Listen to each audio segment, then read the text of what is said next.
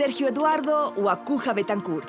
Es licenciado egresado con mención honorífica de la Escuela Libre de Derecho con maestría en Derecho por la Universidad Nacional Autónoma de México. Tiene una especialidad en Alta Dirección de Empresas por el Instituto Panamericano de Alta Dirección de Empresas, un diplomado en Ética Gubernamental y Corporativa, Anticorrupción y Prevención de Conflictos de Interés por la Escuela Libre de Derecho. Ha sido promotor activo de la Ley General de Responsabilidades Administrativas, como la Ley 3 de 3, ante el Senado de la República. Fue ponente en el Instituto Internacional de Ética Gubernamental en la ciudad de Washington, D.C., por México. Es autor de La regulación del proceso de las adquisiciones del gobierno federal, entre otras publicaciones. Cursa el diplomado de anticorrupción que imparte la International Chamber of Commerce México y la Facultad de Derecho de la Universidad Panamericana de la Ciudad de México. Es consultor del Banco Mundial y coordinador del Comité de Anticorrupción de la Barra Mexicana, Colegio de Abogados AC y profesor de posgrado en la Escuela Libre de Derecho. El tema a desarrollar por el maestro Sergio Eduardo Huacuja Betancourt es Marco normativo del Sistema Nacional Anticorrupción. A. Leyes de nueva creación. Queridos amigos televidentes, ¿cómo están ustedes? Me da mucho gusto estar con ustedes, agradezco mucho la presentación que sobre mi persona acaban de hacer. Y hoy nos vamos a aventurar a estudiar la estructura de la legislación reglamentaria de la reforma constitucional que previamente ustedes han revisado, que creó el Sistema Nacional Anticorrupción. Y para estos efectos, hoy vamos a repasar dos módulos. Primero, vamos a tratar la legislación de nueva creación. Son 4 nuevas leyes que con motivo de esa reforma constitucional se estableció. Y luego vamos a estudiar en la segunda parte la legislación secundaria que únicamente fue reformada. Se hicieron algunas modificaciones para adecuarse a este tema. Por lo tanto, le hemos intitulado el marco normativo del Sistema Nacional Anticorrupción. Déjenme platicar un poco con ustedes. El objetivo que hoy tendríamos es que juntos identifiquemos la normatividad que constituye el Sistema Nacional Anticorrupción a fin de que comprendan ustedes la estructura y los mecanismos de operación. Voy a someter a su atenta consideración la siguiente agenda de trabajo. Vamos a hacer una brevísima exposición sobre la creación del Sistema Nacional Anticorrupción, que desde luego ustedes ya revisaron atendiendo a los fundamentos de nuestra ley fundamental, que es la Constitución Política. Hablaremos sobre la expedición de las famosas 7 nuevas leyes que hablan del sistema y después particularizaremos en cada una de ellas. Como lo anticipé, las 4 nuevas leyes, la Ley General del Sistema Nacional Anticorrupción, la nueva Ley General de Responsabilidades Administrativas, la nueva Ley Orgánica del Tribunal Federal de Justicia Administrativa y la nueva Ley de Fiscalización y Rendición de Cuentas de la Federación. Para que una vez hecho esto, entonces abordemos las reformas a 3 ordenamientos que vienen a complementar todo este edificio normativo que le va a dar origen y sustento al sistema, que son particularmente las reformas a la Ley Orgánica de la Administración Pública Federal, las reformas al Código Penal Federal y las reformas a la Ley Orgánica de la Procuraduría General de la República.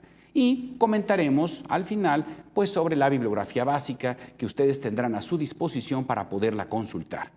Quisiera muy respetuosamente, antes de iniciar este viaje, recordarles que esta exposición es exclusivamente enunciativa y no limitativa. Por lo tanto, yo los invito a que ustedes revisen cuidadosamente cada uno de estos ordenamientos y trataré que esta exposición les haga mucho más fácil el trayecto en la lectura de estos nuevos ordenamientos. Vamos a ver, ¿por qué se crea un Sistema Nacional Anticorrupción? Fíjense que de origen, al inicio de la presente administración del señor presidente don Enrique Peña Nieto, se estableció la idea de instituir una Comisión Nacional Anticorrupción. Es decir, crear un órgano que ex profeso tuviese las atribuciones para encargarse de la prevención, detección y sanción de este flagelo social.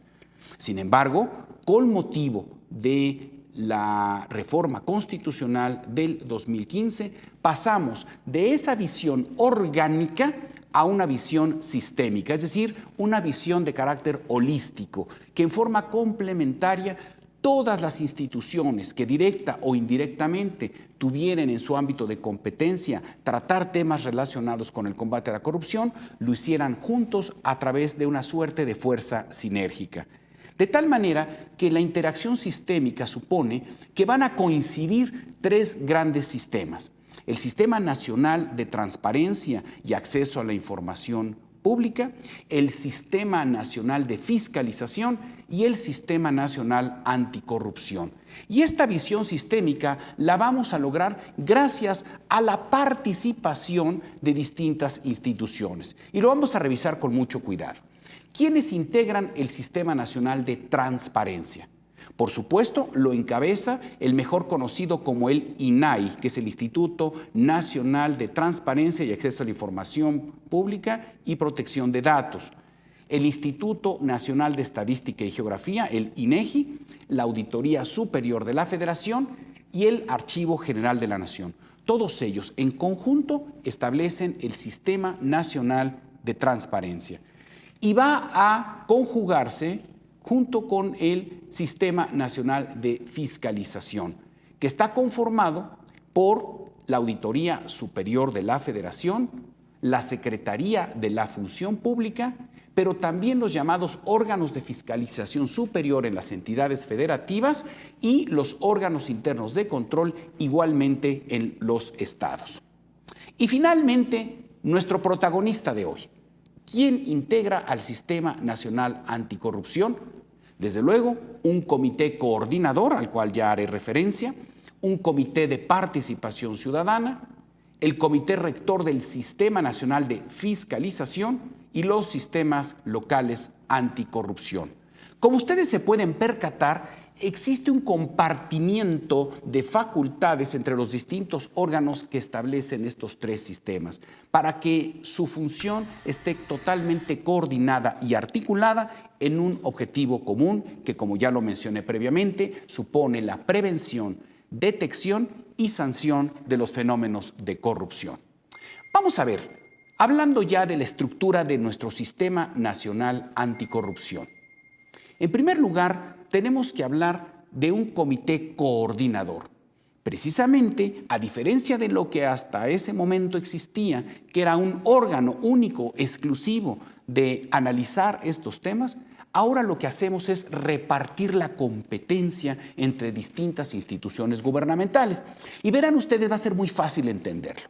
Imagínense ustedes una pequeña mesa, como en la que estoy sentado. Ustedes pueden ver que tiene 4 patitas, que son las que la sostienen. La primera patita la constituye el llamado control interno, que lo representa la Secretaría de la Función Pública.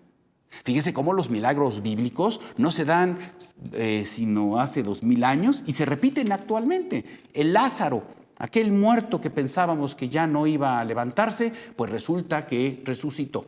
La Secretaría de la Función Pública, que al inicio de esta administración estaban contados sus días porque se había derogado el artículo 37 de la Ley Orgánica de la Administración Pública Federal, revive y como el ave fénix surge de las cenizas para estar fortalecida. Uno de los pilares del sistema está en el control interno.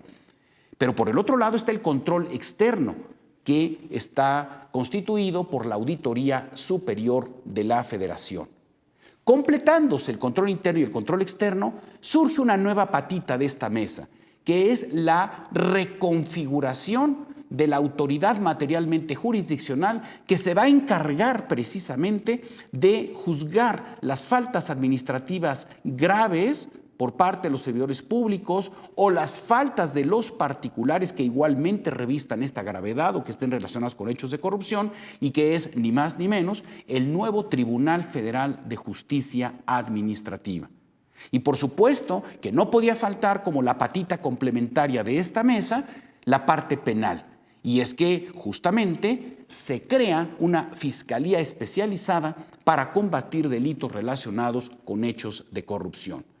Pero no bastan estas 4 patitas, sino que van a descansar esas 4 patitas, desde luego, en este comité coordinador, que como su nombre lo dice, va a tener como función fundamental articular, aglutinar todas las funciones que tengan estas instancias gubernamentales para ese objetivo común que hemos revisado, que está reducido en estos 3 verbos: prevenir, detectar y sancionar los actos de corrupción. Ya van 5, nos faltan 2 miembros importantes del sistema. Una creación fundamental para el Sistema Nacional Anticorrupción y que constituye el Comité Coordinador, pues está representado precisamente por el Instituto Nacional de Transparencia y Acceso a la Información. Con eso ustedes pueden darse cuenta que está interactuando el Sistema Nacional de Transparencia con el Sistema Nacional Anticorrupción. Y el hecho de que estén representadas la función pública y la auditoría superior, tenemos el otro sistema que es el de fiscalización. Y por último, el 7º miembro de este comité coordinador está integrado por un representante del Consejo de la Judicatura Federal, precisamente porque el Poder Judicial, que es el último intérprete de la norma jurídica, será quien tenga la última palabra en materia de imposición de sanciones, tanto de orden administrativo como de orden penal, como lo veremos más adelante. De tal manera que aquí pueden ustedes ver gráficamente cómo está interactuando el sistema, porque estamos hablando prácticamente que unas y otras instancias van a compartir sus experiencias en esta materia y estarán bajo el cargo de ese comité coordinador que será presidido por el Comité de Participación Ciudadana. Y por el otro lado también vamos a ver cómo incide en forma transversal la acción de los otros 2 sistemas, el de transparencia y el de fiscalización. Dicho en otras palabras, los 3 sistemas se alimentan entre sí para lograr este objetivo común, como ustedes gráficamente lo pueden observar en la lámina que corresponde. Ahora vamos a platicar, pues, de estas 7 leyes anticorrupción. Ustedes ya trataron en el primer módulo la reforma constitucional. ¿Se acuerdan que abordaron la reforma al artículo 73, que es el que establece las facultades del Congreso de la Unión? Pues bien, se acordarán que entre otras fracciones se modificó la fracción 24 del artículo 73, que le da atribuciones al Congreso de la Unión para expedir una ley de fiscalización y rendición de cuentas de la Federación y una ley general del Sistema Nacional Anticorrupción. Se va a complementar también con otra reforma muy importante, que es la de la Ley Orgánica del Tribunal Federal de Justicia Fiscal Administrativa en el artículo 73, fracción 29, inciso H.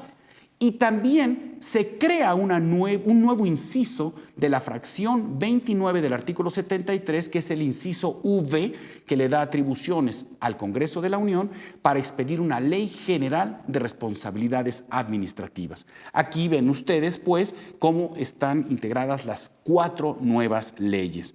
Y luego las reformas que corresponden y que lo veremos en la segunda parte. Vamos a ver rápidamente la Ley General del Sistema Nacional Anticorrupción. Desde luego los invito a que ustedes revisen este pequeño ordenamiento. Es una ley chiquita que pueden verla muy bien estructurada. Está integrada por un título primero que nos habla de su objeto, que no es otro más que la articulación de todas las acciones vinculadas a la prevención, detección y sanción de los actos de corrupción, y alude a los principios fundamentales que animan al servicio público, que son esencialmente los principios de legalidad, honradez, imparcialidad, eficiencia y lealtad en el ejercicio del empleo, cargo o comisión. Posteriormente, esta misma ley nos habla exactamente lo que hemos visto en forma gráfica hace unos minutos. El objeto del sistema, el comité coordinador, el Comité de Participación Ciudadana, la Secretaría Ejecutiva del Sistema Nacional Anticorrupción, que será el órgano ejecutor de las resoluciones que al efecto asuma ese comité coordinador, y los sistemas locales.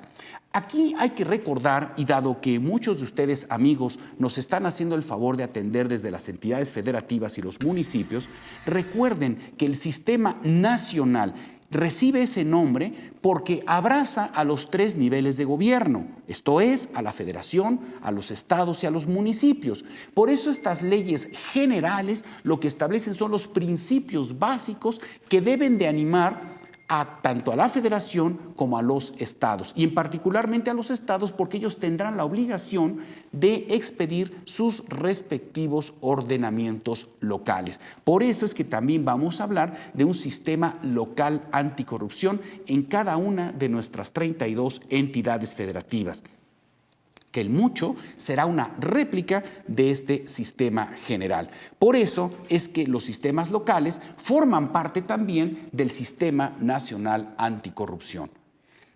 Nos va a hablar también esta ley de la creación del Sistema Nacional de Fiscalización, cómo se integra y cómo funciona.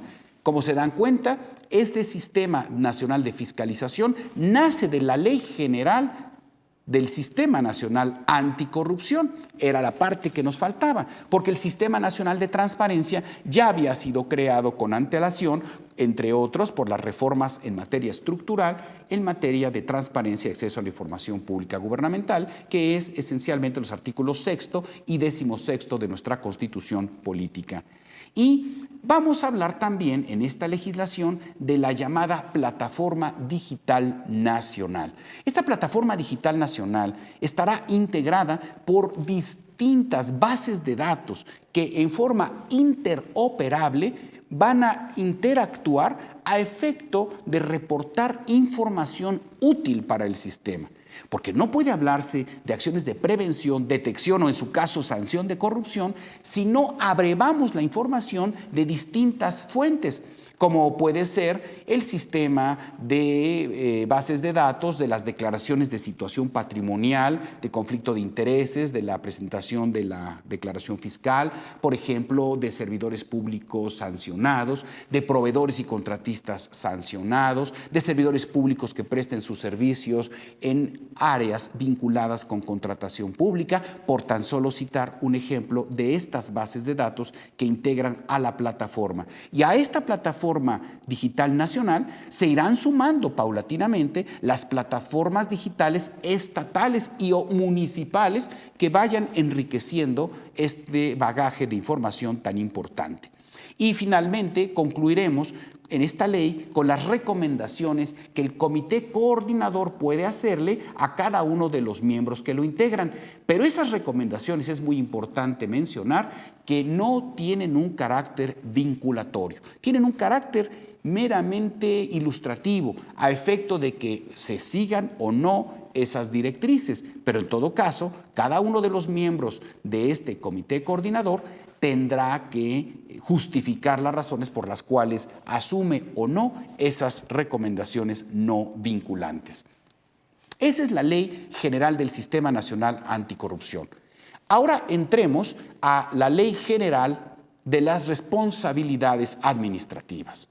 Este es un ordenamiento, a diferencia del primero, este es un ordenamiento muy robusto, constituido por más de 220 artículos, muy importante, diría yo, porque es el que nos establece toda la estructura de las sanciones administrativas que se pueden imponer con motivo de la actuación no solamente de los servidores públicos, sino de los particulares. Nuevamente hago una alusión al tema que ustedes ya abordaron previamente de la reforma constitucional, porque si ustedes bien recuerdan, le cambiamos el nombre al título cuarto constitucional, porque no solamente refiere las tradicionales responsabilidades de los servidores públicos y patrimonial del Estado, como lo teníamos desde el 2002, sino que se intercaló una expresión para hablar de las responsabilidades de los particulares por infracciones administrativas graves o hechos relacionados con corrupción. Entonces, dense cuenta, pues, que se termina por reconocer por parte del constituyente que el fenómeno de la corrupción es bidireccional. Es decir, si por un lado hay servidores públicos responsables, es porque por el otro lado también hay particulares que pueden incurrir en faltas que afecten la probidad en el ejercicio tanto de la función pública como de la prestación de servicios públicos. Entonces, en este orden de ideas, esta Ley General de Responsabilidades Administrativas representa, como ya lo indiqué, un paradigma que debe de ser utilizado igualmente por mandato expreso de nuestra Constitución General de la República por las respectivas constituciones locales. Recuerden que así como tuvimos un proceso de reforma constitucional en el ámbito federal y la expedición de leyes federales, lo mismo está ocurriendo en sus entidades federativas, porque en algunos de los casos de ustedes ya se reformaron sus constituciones locales, ya se están expidiendo las leyes locales que reglamentarán estos sistemas locales anticorrupción. De tal manera que lo que yo diga en el ámbito federal, pues puede ser naturalmente aplicable en el ámbito local. Entonces, fíjense bien, esta Ley General de Responsabilidades Administrativas está conformada por dos grandes bloques, dos grandes libros. Uno que le llamamos la parte sustantiva y otro es la parte adjetiva o procedimental. En el libro primero, que es la parte sustantiva, es en donde ustedes van a encontrar todas las definiciones, principios básicos y sobre todo lo que es materia de esta ley. Es decir, nos va a decir cuáles son las infracciones administrativas en que pueden incurrir los servidores públicos, sean estas de carácter grave o no grave, nos va a definir cuáles son las faltas en que pueden incurrir los particulares, las sanciones que se van a imponer en uno y en otro caso, los procedimientos que se seguirán y sobre todo quiénes son las autoridades competentes, para dejar que en la segunda parte de esta ley, en la parte adjetiva o procedimental, nos explique, como su nombre lo dice, los procedimientos. ¿De acuerdo? Entonces, aquí lo que tenemos que entender muy bien, y esto como fundamento básico para el entendimiento de la ley, es que vamos a distinguir tres tipos distintos de autoridades. La autoridad que investiga, la autoridad que sustancia los procedimientos y la autoridad que resuelve. Quisiera yo, en principio, recordarles que esta ley aplica exclusivamente en el caso de las responsabilidades administrativas. La parte penal no es objeto de esta ley, que quede claro. Por el otro lado, también nos enseña esta legislación que las faltas administrativas consideradas como no graves en que puedan incurrir los servidores públicos serán materia de investigación, sustanciación y sanción por parte de los órganos internos de control.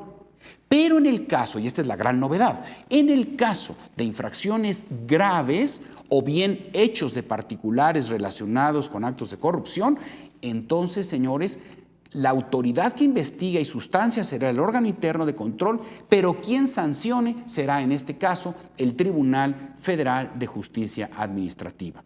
Y por cierto, lo propio va a ocurrir en materia de fiscalización, porque cuando con motivo de la revisión de la cuenta pública la Auditoría Superior de la Federación detecte que se le han causado daños y o perjuicios a la hacienda pública, entonces a la Auditoría Superior le corresponderá la investigación y sustanciación del procedimiento resarcitorio, pero quien lo sancionará será igualmente el Tribunal Federal de Justicia Administrativa. Entonces, en pocas palabras, esta ley, como ustedes lo pueden observar, en su título primero nos habla del objeto, ámbito de aplicación y sujetos de la ley, principios, directrices que rigen la actuación de los servidores públicos, autoridades competentes para aplicarla. También tenemos una parte relativa a la prevención y por eso nos habla de esos mecanismos de prevención y contención, rendición de cuentas, que nos habla generalmente de estos mecanismos de prevención, la integridad de las personas morales, que son todos los mecanismos que llamamos de cumplimiento, todas las normas éticas, que así como al sector público se le exige, también al sector privado se le va a exigir. También hablamos de los instrumentos de rendición de cuentas, como es el caso de los sistemas de evolución patrimonial, declaración de intereses y constancia de presentación de declaración fiscal. De ahí que esta ley, cuando se estuvo promoviendo por parte de las organizaciones de la sociedad civil, le llamamos la ley 3 de 3, porque eran precisamente estas tres declaraciones. Pero como se dan cuenta, esta ley es muchísimo más que la 3 de 3. También nos habla de los sujetos obligados a presentar la declaración patrimonial y de intereses, plazos para el registro de evolución patrimonial, el régimen de los servidores públicos que participan en contrataciones públicas, el protocolo de actuación en contrataciones, la declaración de intereses. Después viene la parte que es muy importante. Como les dije, es la parte sustantiva, es la que nos da conceptos básicos. Entonces, vamos a ver cuáles son las faltas administrativas, tanto de servidores públicos como de particulares vinculados con faltas administrativas graves. De tal manera que nos habla de cuáles son las faltas administrativas no graves en que pueden incurrir los servidores públicos, faltas administrativas graves en que pueden incurrir ellos, y desde luego los actos de los particulares vinculados con hechos de corrupción. Pero aquí hay otra gran novedad, porque se establece una figura que no estaba legislada hasta esta fecha y que es lo que se conoce como los particulares en situación especial, es decir, candidatos a puestos de elección popular, los miembros de las campañas electorales, los equipos de transición, los sindicatos de las instituciones públicas. Todos ellos manejan y aplican recursos públicos federales, pero ¿qué creen? No estaban sujetos a un régimen de responsabilidad. Ahora, gracias a esta normatividad, ya los tenemos previstos. Y desde luego, la prescripción de la responsabilidad administrativa, que como principio básico hay que decir, en tratándose de faltas administrativas no graves, el plazo de prescripción es de 3 años. En el caso de faltas administrativas graves o hechos de particulares, el plazo de prescripción será de 7 años. De la misma suerte, como es la parte de definiciones, ya que por un lado hablamos de las responsabilidades, ahora vamos a hablar de las sanciones. ¿Cuáles son las distintas clases de sanciones que en el ámbito administrativo se pueden imponer? Bueno, pues vamos a ver primero en el caso de servidores públicos que incurran en faltas administrativas no graves, que puede ser desde la mera amonestación, suspensión temporal del empleo, cargo o comisión, destitución e inhabilitación. Y por el otro lado, hablaremos de las sanciones para los servidores públicos que incurren en faltas administrativas calificadas como graves. Aquí, a diferencia de las primeras, ya no habrá amonestación, pero incluso sí habrá inclusive también sanciones económicas, que puede ser hasta de 2 tantos a 1 del daño y o el perjuicio causado o el beneficio obtenido en forma indebida. Y después vendrán las sanciones por faltas en que puedan incurrir los particulares. Y aquí tenemos una novedad bien interesante que me gustaría compartir con ustedes. Fíjense que cuando entre en vigor esta Ley General de Responsabilidades Administrativas, que será el próximo 19 de julio del 2017, el efecto inmediato, ¿saben cuál va a ser? Se van a abrogar, es decir, se va a eliminar totalmente la vigencia de 2 ordenamientos jurídicos muy importantes. La hasta hoy vigente Ley Federal de Responsabilidades Administrativas de los Servidores Públicos, por una parte, y la Ley Federal Anticorrupción en Contrataciones Públicas. Pues bien, déjenme decirles que esta parte del régimen anticorrupción en contrataciones públicas está retomado en esta Ley General de Responsabilidades Administrativas, aludiendo a las responsabilidades de los particulares que puedan incurrir en faltas administrativas graves o hechos relacionados con corrupción. Y hay disposiciones comunes también para imponer sanciones por faltas administrativas graves y faltas a particulares. Debo de enfatizar, por cierto, que a un particular se le puede sancionar no solamente con una sanción económica, sino inclusive también con una inhabilitación para poder presentar propuestas o celebrar contratos con el gobierno federal, pero también cuando la gravedad de la conducta así lo amerita, puede inclusive acarrear la suspensión de la actividad comercial o inclusive exigirse por orden judicial la disolución y ulterior liquidación de esa persona moral. Como ven, es mucho más drástica esta ley en cuanto a la imposición de sanciones a los particulares. Y después, ya que tenemos la definición de las faltas administrativas y las sanciones, ahora hay que ver cómo se lleva a cabo el procedimiento. El procedimiento es muy simple. Sigamos la lógica. Primero hay que investigar. ¿De acuerdo? ¿Y cómo se investiga? Pues cuando se recibe una queja, una denuncia, una inconformidad, se realiza una auditoría. Es decir, la autoridad, que es el órgano interno de control, toma conocimiento de un hecho que presuntamente puede constituir una falta administrativa. Lo primero que hace es abrir un expediente de investigación. La investigación concluye con lo que se llama un informe de presunta responsabilidad administrativa, para el efecto de que se turne a un área que se llama de sustanciación. Sustanciación significa tramitación, tramitación del procedimiento administrativo, que lo sigue llevando el órgano interno de control, como ya habíamos dicho, pero tienen que ser funcionarios diferentes. No pueden ser jueces y parte, es decir, el que investiga no puede ser el mismo que sustancia el procedimiento. Con esto garantizamos mayor imparcialidad, independencia de criterio y autonomía. Una vez que estamos sustanciando el procedimiento, se califica la infracción. La calificación es la que nos permite saber si es grave o no grave la conducta. Si es no grave, se la queda el propio órgano interno de control para pasar a la fase de sanción. Pero si es de las consideradas como graves, entonces se le da vista al Tribunal Federal de Justicia Administrativa con el objeto de que éste lleve a cabo el procedimiento. Por eso, si se fijan, en el libro segundo de esta ley, tenemos un título primero que nos habla de la investigación y calificación de las faltas graves y no graves, un título segundo del procedimiento de responsabilidad administrativa. Después vamos a tener ya propiamente el procedimiento de responsabilidad en cuanto a los recursos que pueden interponerse. Entonces, esta ley nos explica cómo se lleva a cabo el procedimiento dentro de los órganos internos de control y cómo se lleva a cabo fuera de ellos, es decir, ante el Tribunal Federal de Justicia Administrativa. Con esto terminamos la segunda nueva ley. Ahora vamos a ver como consideración de esta nueva Ley General de Responsabilidades Administrativas la creación de la nueva Ley Orgánica del Tribunal Federal de Justicia Administrativa. Como ustedes recuerdan, en la reforma constitucional, en el artículo 29, artículo 73, fracción 29, inciso H de nuestra ley fundamental, se habla de la creación de un Tribunal Federal de Justicia Administrativa, que tiene por objeto, ¿saben?, ya no nada más dirimir controversias entre la administración pública y los particulares, sino también sancionar por faltas administrativas graves a los servidores públicos y a los particulares que estén vinculados con actos de corrupción. Por lo tanto, fíjense cómo en realidad el Tribunal Federal de Justicia Administrativa sufre una transformación para ampliar su competencia. No se le limita, al contrario, se le aumenta, porque la competencia tradicional que ya tenía para dirimir estas controversias de carácter administrativo y fiscal se mantienen intocadas.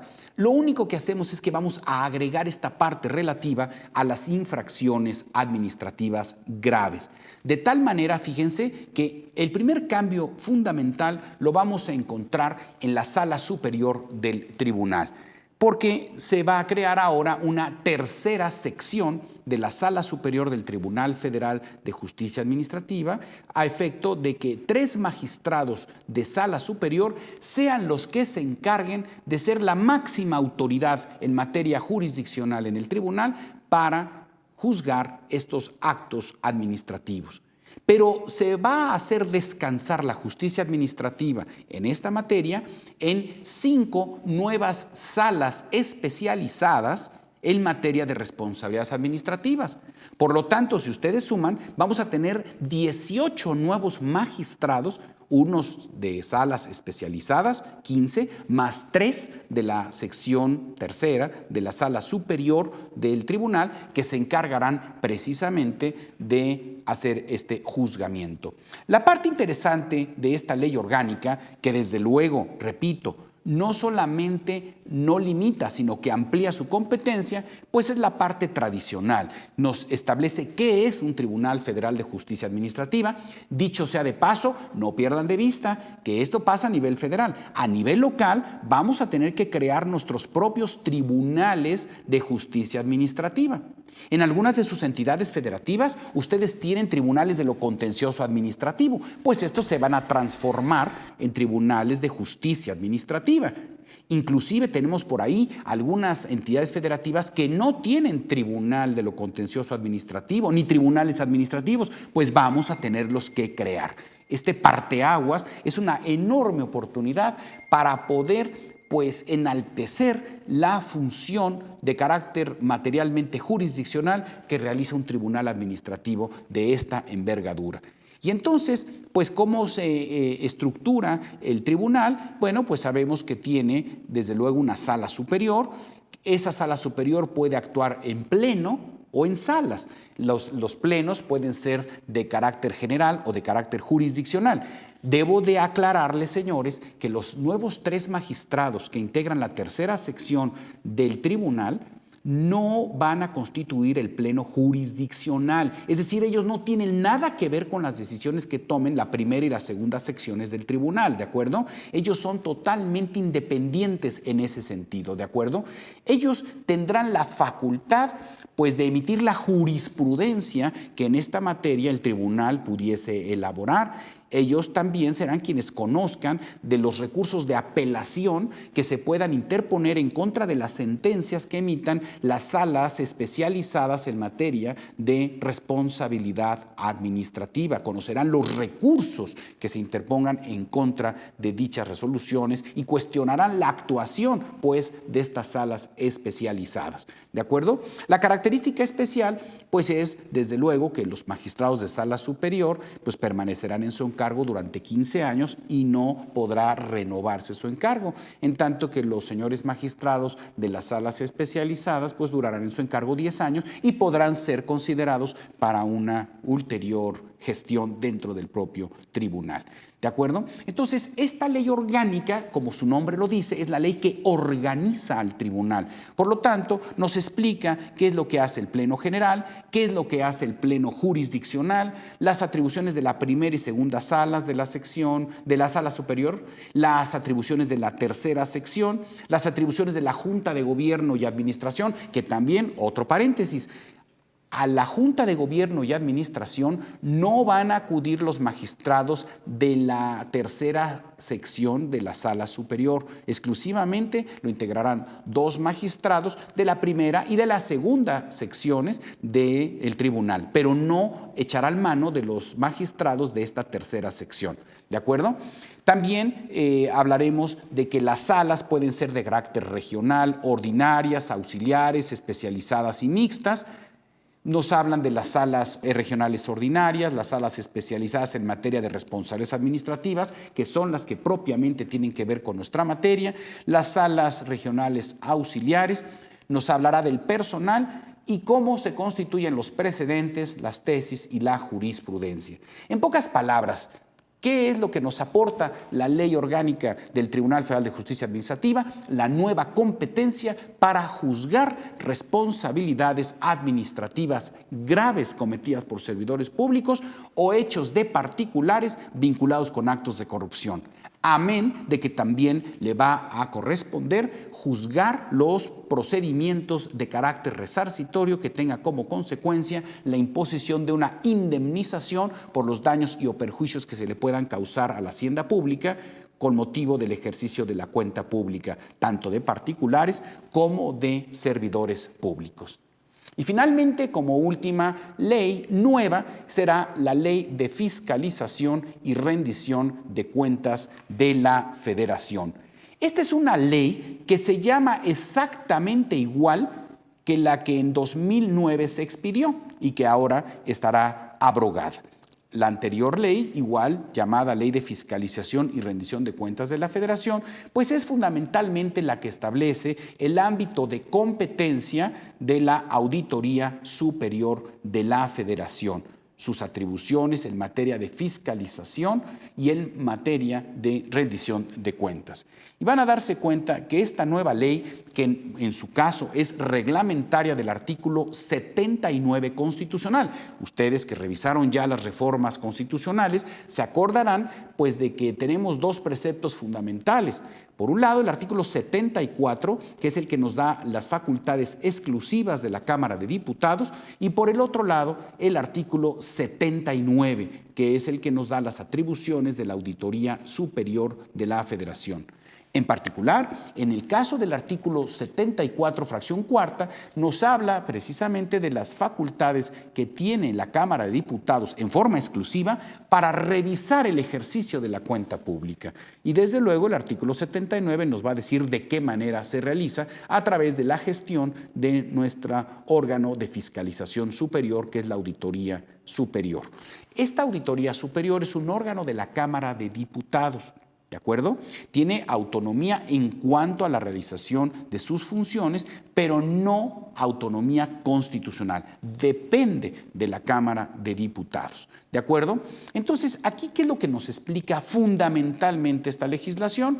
Bueno, pues tiene unas disposiciones generales, nos habla de la fiscalización de la cuenta pública, nos explica qué es la fiscalización de la cuenta pública, cuál es el contenido del informe general y los análisis que se realizan, porque saben que lo primero que hay que hacer es que cuando se dispone de recursos públicos, una vez que se termina el ejercicio fiscal, hay que rendir cuentas y esa cuenta se le rinde a la Auditoría Superior y la Auditoría Superior hará una revisión del ejercicio de la cuenta y tendrá pues que realizar informes, un informe de carácter preliminar, los informes que llevará a cabo en los meses de junio, octubre y un informe general del mes de febrero del año inmediato siguiente al de la rendición de la cuenta pública. Y entonces también nos vamos a dar cuenta que hay informes de carácter individual, hay acciones y recomendaciones que derivan de la fiscalización, porque piensen ustedes que si la Auditoría Superior de la Federación, con motivo de la revisión de la cuenta, detecta irregularidades, estas pueden traducirse en diversas acciones.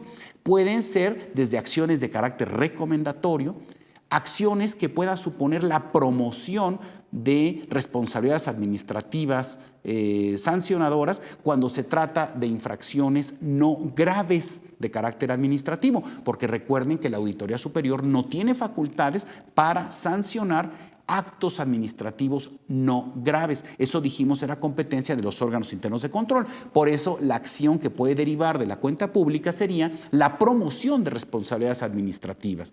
También puede ser el fincamiento de un pliego de observaciones. El pliego de observaciones, ¿cuándo se presenta? Cuando hay daños y o perjuicios a la hacienda pública.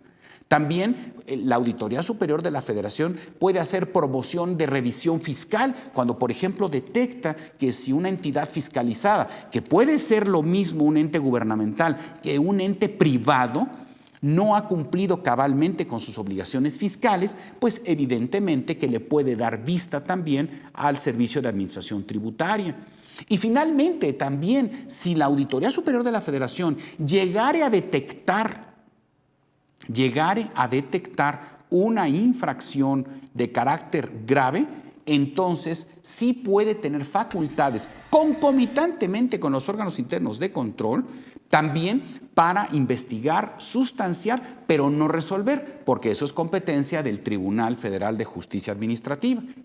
Y ya finalmente, si como consecuencia de su actuación detecta la comisión de un delito, entonces sí, la Auditoría Superior de la Federación tendrá facultades para darle vista al Ministerio Público a efecto de que se pronuncie en su ámbito de competencia.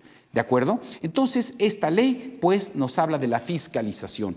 ¿Y qué creen? Hay otro tema novedosísimo en el nuevo Sistema Nacional Anticorrupción. Porque si una de las partes que más duele a la Auditoría Superior y que motivó en buena parte la reforma constitucional es la parte de falta de rendición de cuentas por las llamadas aportaciones federales, las participaciones federales en los estados y municipios. De manera pues que con la reforma constitucional y por supuesto en esta ley de fiscalización y rendición de cuentas de la Federación se establece con más detalle, es que ahora se les da atribuciones a la Auditoría Superior de la Federación para poder revisar también esos recursos federales de que dispongan las entidades federativas y los municipios. Esta parte es muy importante y representa, diríamos, un parteaguas en la historia de la fiscalización en nuestro país. Por lo tanto, se fiscaliza no solamente el llamado gasto federalizado, sino también las participaciones federales. También, dentro de las atribuciones de la Auditoría Superior, no solamente es revisar la cuenta pública, sino también revisar el endeudamiento público de las entidades federativas y de los municipios que cuenten con la garantía del gobierno federal y, desde luego, también fiscalizar el cumplimiento de la recientemente expedida Ley de Disciplina Financiera de las entidades federativas y de los municipios. Otro tema también muy interesante que se incorpora en esta nueva legislación es que se rompe el principio que llamamos de anualidad y de posterioridad. Es decir, hoy por hoy la Auditoría Superior de la Federación tiene facultades para revisar el ejercicio de los recursos públicos prácticamente en tiempo real. Es decir, cuando ocurran los hechos, que puede ser incluso en el ejercicio fiscal en curso. Y ya no existe tampoco ese principio de posterioridad. Es decir, no se tiene que esperar a que se termine el ejercicio para poder revisar. Entonces, esto es muy interesante porque también se pueden fiscalizar ejercicios fiscales anteriores que tengan trascendencia sus resultados en la revisión de la cuenta pública corriente. Y finalmente, también está prevista la parte relativa a los daños y o perjuicios que puedan generar responsabilidades de carácter resarcitorio. Estos procedimientos que tradicionalmente correspondía investigar, sustanciar y sancionar a la auditoría, hoy únicamente se quedan en el ámbito de la investigación y sustanciación y será el Tribunal Federal de Justicia Administrativa quien en todo caso sea el que imponga las resoluciones correspondientes. También veremos la función de la Cámara de Diputados en la fiscalización, que no es otra función más que la de fiscalizar la cuenta pública, es decir, aprobarla. Y finalmente, la organización de la Auditoría Superior de la Federación y también revisar lo relativo a la Contraloría Social. Es decir, cuando los particulares, sea en forma individual o a través de las organizaciones no gubernamentales u organizaciones de la sociedad civil, también pueden hacer recomendaciones a la Auditoría Superior o inclusive presentar denuncias por presuntas irregularidades que se pudiesen suscitar con motivo del ejercicio de la cuenta pública. Hay dos pequeñas reformas concomitantes a la creación de esta ley de fiscalización y rendición de cuentas de la Federación, y con esto terminaríamos la primera parte de este módulo, cuando se publicó también una reforma a la Ley de Coordinación Fiscal, precisamente para darle atribuciones a la Auditoría Superior de la Federación para fiscalizar las aportaciones federales y sus accesorios, y también se reformó la Ley General de Contabilidad Gubernamental para determinar la forma como se va a integrar la información financiera relativa a recursos federales transferidos a las entidades federativas, municipios y alcaldías de la Ciudad de México. Con esto, queridos amigos, hemos terminado la parte relativa a las leyes de nueva creación. No quisiera dejar de recordarles que esta exposición es únicamente ilustrativa. Por favor, no dejen de leer detalladamente los preceptos de cada uno de estos ordenamientos, pero espero que con esta explicación sea mucho más amigable su lectura. Muchísimas gracias por su atención.